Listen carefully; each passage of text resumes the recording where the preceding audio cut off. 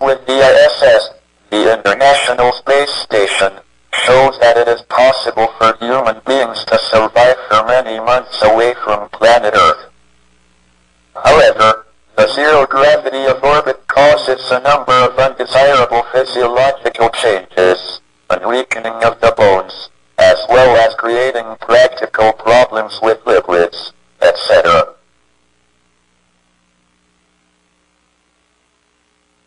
One would therefore want any long-term base for human beings to be on a planet or moon. By digging into the surface, one would get thermal insulation and protection from meteors and cosmic rays. The planet or moon could also serve as a source of the raw materials that would be needed if the extraterrestrial community was to be self-sustaining, independently of Earth.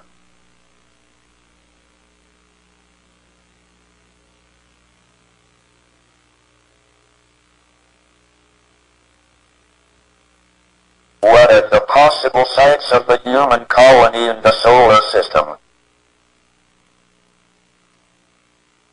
The most obvious is the moon.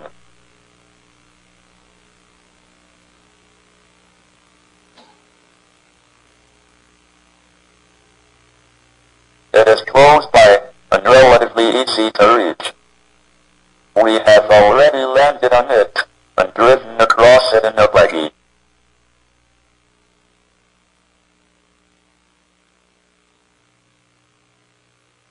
On the other hand, the moon is small and without atmosphere or a magnetic field to deflect the solar radiation particles, like on Earth.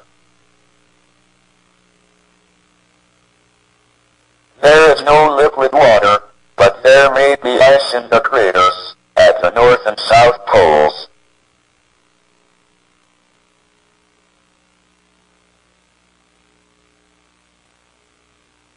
A colony on the moon could use this as a source of oxygen, with power provided by nuclear energy or solar panels. The moon could be a base for travel to the rest of the solar system.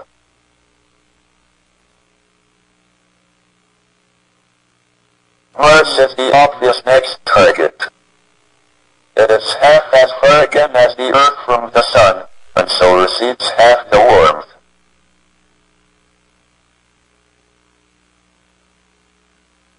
It once had a magnetic field, but it decayed 4 billion years ago, leaving Mars without protection from solar radiation.